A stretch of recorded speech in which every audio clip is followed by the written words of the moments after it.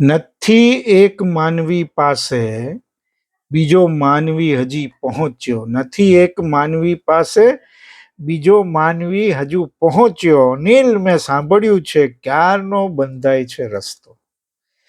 રતિલાલ અનિલને યાદ કરવા, એમનો આ શેર યાદ કરવાનું કારણ છે કે આજે માણસ માણસ વચ્ચેના બંધાવા જોઈતા રસ્તામાં એટલા બધા ગાબડા છે, અથવા તો રસ્તો જ નથી, એવી પરિસ્થિતિ થઈ છે.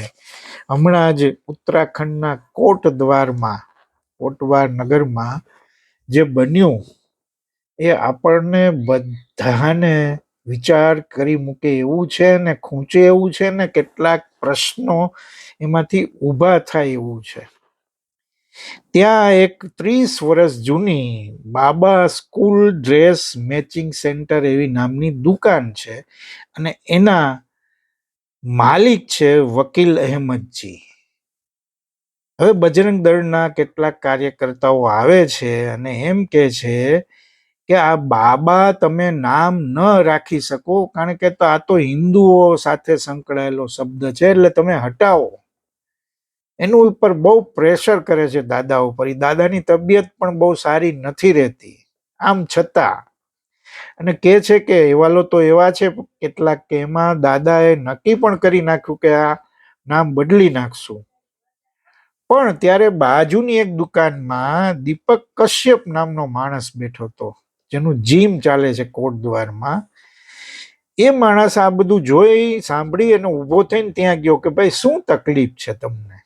તો કે આ બાબા નામ નો ચાલે. અરે કે બાબા તો બધામાં હોય, નાના છોકરાને બાબા કહેવાય, મોટા વડીલને બાબા, દાદાને બાબા કે પીર બાબા પણ હોય. એ ક્યાં હિન્દુ એક શબ્દ છે? એવું કેમ તમે નક્કી કરી શકો? અને કોઈની દુકાનનું નામ શું છે એ તમે કેવી રીતે નક્કી કરી શકો? એમાંથી જીભાજોડી થાય છે.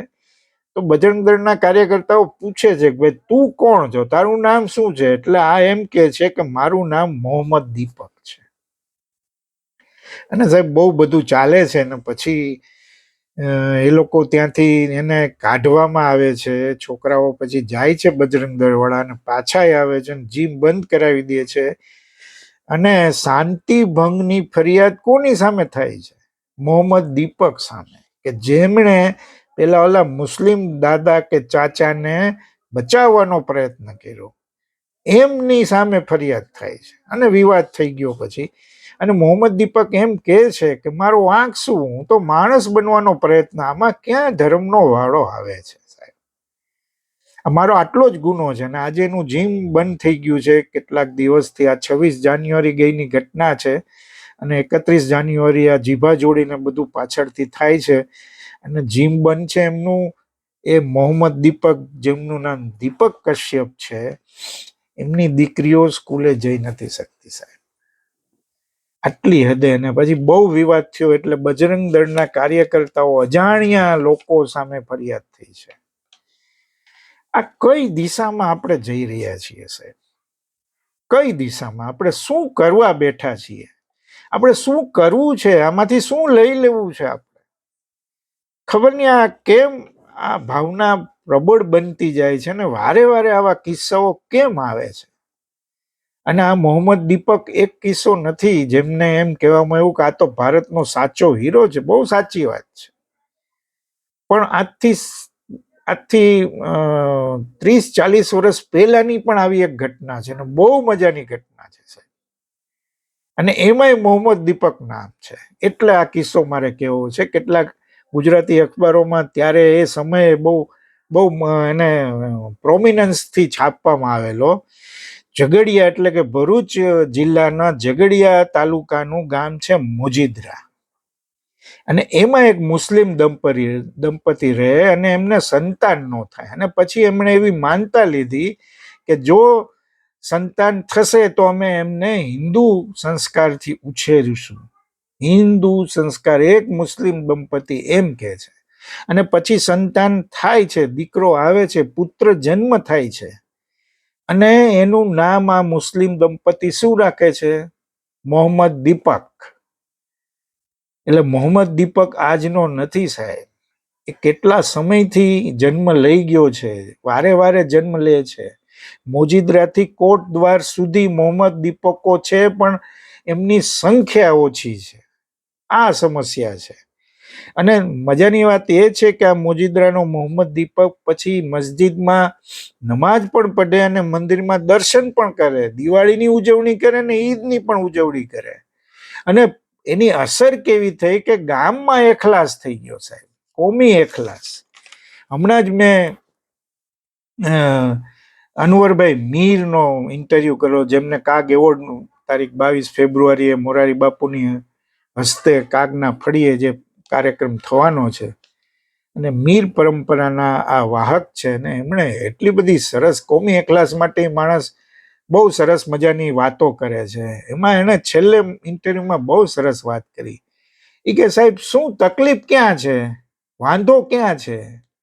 આપણે જેને ચોખા કહીએ છીએ એ ચાવલ કહે છે, આટલી જ સમસ્યા છે, આનાથી વધારે કોઈ સમસ્યા નથી. એટલે ક્યાંય પણ આવું ક્યાંક થતું હોય ત્યારે હું એમ કહું છું કે ભાઈ આ બધું જુદા પાડવા જેવું નથી.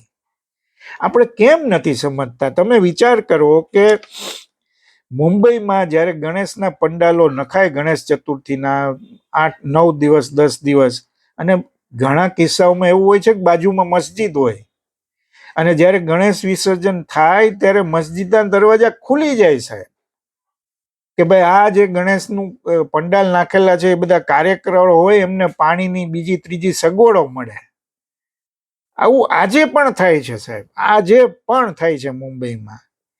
પંજાબ અને દિલ્હીમાં શીખ ગુરુદ્વારા હોય ત્યાં જ્યારે રમજાન મહિનો ચાલતો હોય ને ઇફતારી ખુલે ત્યારે આ ગુરુદ્વારાના દરવાજા પણ ખુલે અને લંગરમાં હિન્દુ મુસ્લિમ સાથે બેસીને જમે. અરે નરસિંહ મહેતા આપણને કહી ગયા કે વૈષ્ણવ જન તો તેને કહીએ જે પીર પડાઈ જાણે. હરિજનોના કુબાઓમાં જઈને આવા ભજનો ગાયા છે. આવા આપણી પાસે દાખલાઓનો પાર નથી, પણ કેમ આપણને આ કોમી એખલાસની નથી પડી? હમણાં તમે જો જંગલેશ્વરમાં સરસ મજાની ઘટના એ રીતે બની કે એ જે મકાનો છે ગેરકાયદે છે પાડી નાખવા જોઈએ ને એ બધી જે વિવાદો હતા ને હાઈકોર્ટમાં કેસ ગયો અને હાઈકોર્ટે બધું અટકાવી દીધું છે અને 3 મહિના આપ્યા છે કે સરકાર રજૂઆત કરે કે આ લોકોને વૈકલ્પિક વ્યવસ્થા કેમ નહીં. અને આ હાઈકોર્ટનો કામ ચલાવ સ્ટે મળી જતા જંગલેશ્વરના જે 1700-2000 કુટુંબો છે એ લોકો એટલા બધા રાજી થયા. અને સાહેબ એક બાજુ હર હર મહાદેવનો નારો લાગે ને એક બાજુ અલ્લાહો અકબરનો નારો લાગે. આ દ્રશ્ય સાહેબ આપણે જોવા કેટલો બધો આનંદ થાય, તમે જોઈને જ કેટલો આનંદ થાય. પણ ખબર નહીં કેટલાક લોકોને આ નથી પસંદ પડતું. શું કામ નથી પસંદ પડતું? રામ જાણે. એમની પાછળ કયો એજન્ડા ચાલે છે રામ જાણે. એમને આમાંથી શું મળી જાય છે રામ જાણે. પણ આવા મોહમ્મદ દીપકો, આવા અનવર મીરો હજી આપણી વચ્ચે છે એટલે આશા ગુમાવી દેવા જેવું નથી સાહેબ. હા, આ લોકો લઘુમતીમાં છે, અથવા તો કેટલાય લોકો આવો કોમી એખલાસ ચાહે છે પણ બોલી નથી શકતા, મુખર થઈ શકતા નથી. થોડો ડર છે, સંકોચ છે કે આમાં ક્યાં પડવું.